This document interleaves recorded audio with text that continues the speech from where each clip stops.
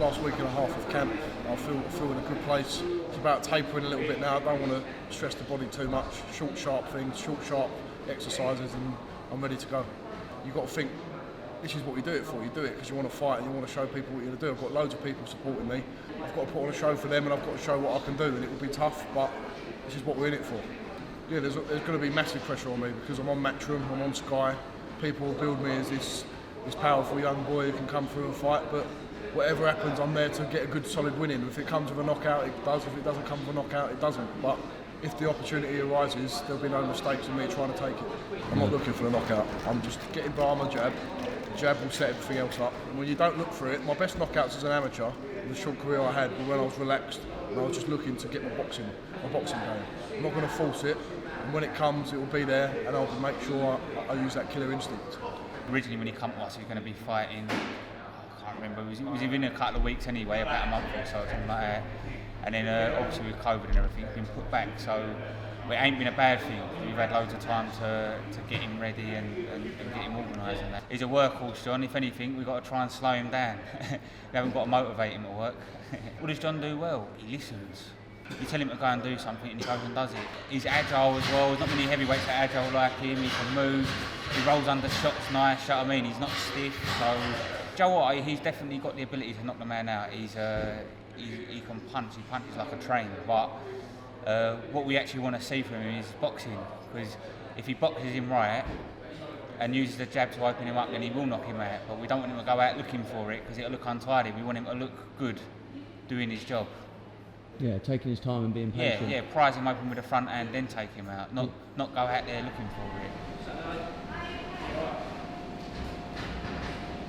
I'm watching him as an amateur, all through the Olympics, Commonwealth Games. So for him to even win southpaw for me is fine.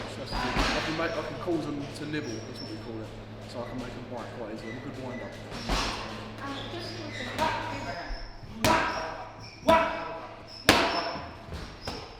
In a sense, you have similarities to Conor Benn in regards to your amateur experience. Do you take inspiration from someone like that who has shown it is possible to learn on the job in the pro ranks? Yeah, definitely. There's lots of people who've done it. Conor Benn's done it. Fabio Wardley, someone I've sparred who's only had 4 white collar fights. So I had 4 senior amateur fights. He had 4 white collar fights. Someone who's there now, English champion. I look at these guys and I think you don't have to have the longest amateur career. You have to start again anyway. It's a completely different sport in terms of the footwork, the way you've got to train. So everyone has to start again anyway, and I'm just starting from this position. How long have you been training at Tibbs Gym, and what made you want to change trainer? I've been here about 5 weeks, so I'm very new to the gym. There's a lot of interviews going out when I did move because I was with my old trainer for 6 years. 44 fights on my old trainer in the amateurs and 1 professional fight. We didn't really leave on bad terms. Obviously it was always going to have a little bit of tension because of the time I was there, but it was more to the fact I feel like after my debut, we sat down, looked at things, and I can only thank him for everything he's done for me. I had a great career, but it was just time to move on, and sometimes you need a change in your career, just a little spark, freshen things up, and I feel like I got that here. Mark's a great trainer, Stephen Andrews, Ian Andrews, real good to be around them people. Yeah, and you got, I suppose, Billy Joe Saunders as well, someone to look up to. Billy Joe, same weight as myself, and just a great one to have in the gym. He's just class speaks for itself of him. He's a great fighter. So you got a bit of stick online for your debut performance. Looking back now, do you know where you could improve? Yeah, definitely. Like most of the stick come from, like, without being disrespectful, non-boxing people. People around their game, they knew what that fight was all about. It was a last-minute opponent. You weren't a journeyman. But no excuses. I know my ability, and I should have been able to put a masterclass on against him, whether it was 2 days' notice or 3 weeks' notice. Do you know what I mean? So I don't think I let myself down as such, but I know what I was capable of. It was a lot of pressure for myself. I only just turned 18 when I got in the bubble, so I was a baby there. But I feel like I've matured a lot from it, and just by being there and doing it, it's like another thing in your head. Oh, I've done that now. Next time, now this is what I'm going to do. And I'm fighting April the 10th on the Conor Benn Samuel Vargas undercard, so massive show again, live on Sky Sports in the Zone. Opponents yet to be confirmed. Obviously Eddie and my manager Sam will be working on it.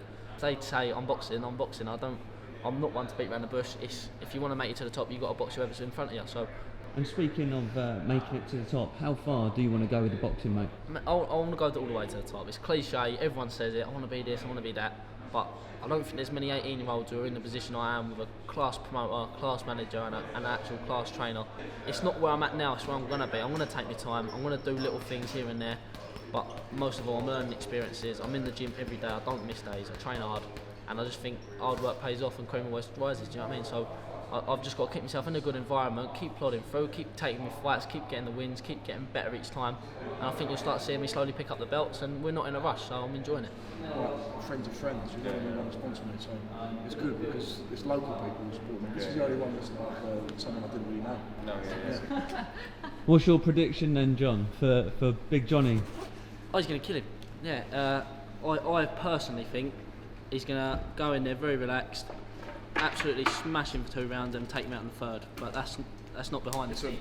Matt Gordon, I've got respect for him because I've seen his fights. He's tough and he's durable, and I'm going to give him respect because I've got good boxing skills. I'm going to show him.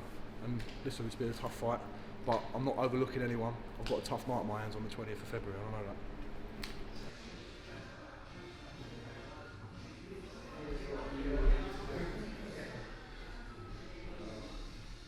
So I bought the Chinese one we had, but she went dead on going out. Big Joe was trying to wind it up at the end. Go on, John, Louis, go on, have it, man.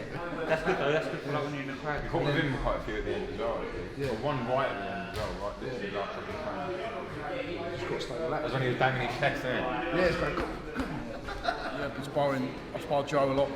He's been sparring southpaw for me, and he's actually quite a good southpaw, to be honest with you. The way he's so rangy and he's strong as ever. So sparring him, I've been doing some lighter rounds with some of the light heavyweights and super middles as well. So I've got a lot of southpaw sparring in, but then I've got the crash bang wallop sparring with Fabio Wardley and Anise Taj, who came up here. So I've got the physical side of it, but I've also had the technical side of it as well. Salt beef Bible I had, John. Huh? See that Bible I had, that salt beef. Oh, was that East London? No, it was in Essex. Oh yeah? It's called the Brick Lane Bible. Oh nice. You have one? Yeah, that Brick Lane one. Yeah, the one in the Brick Lane popular one. Oh, salt beef. But you can eat too much of them. If you have a couple, then you feel like, oh, genius. Normally I always used to get like the salt beef and then the cream cheese on. Oh, yeah, I've seen that. The salmon.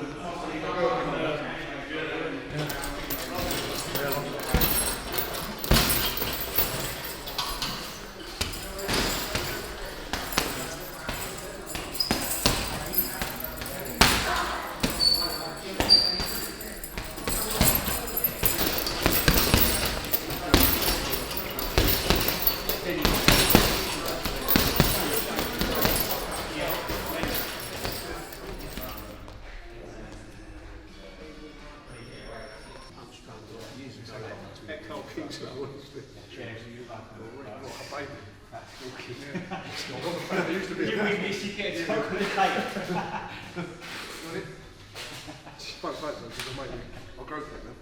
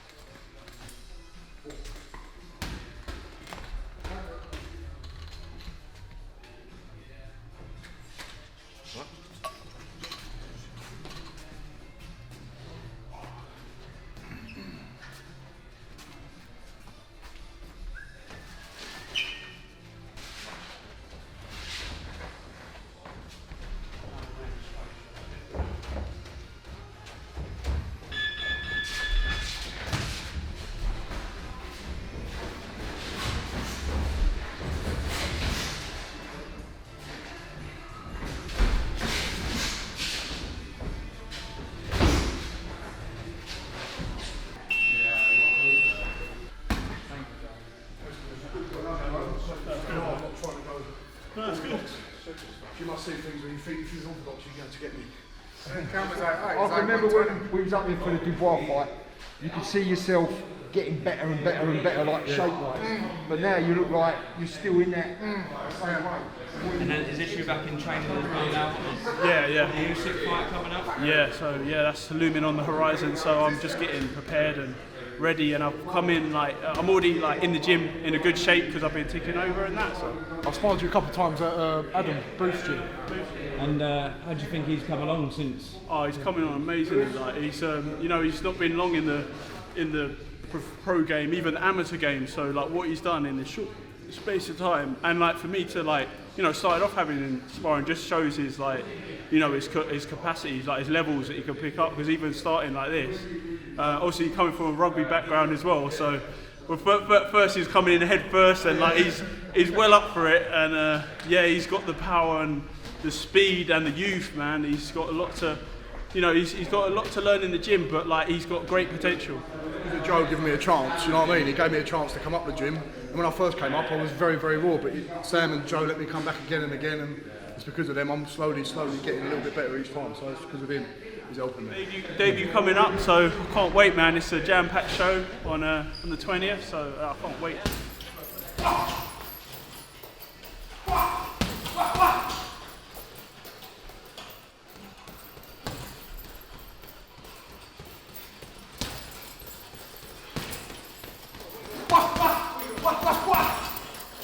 Wah, wah, wah, wah.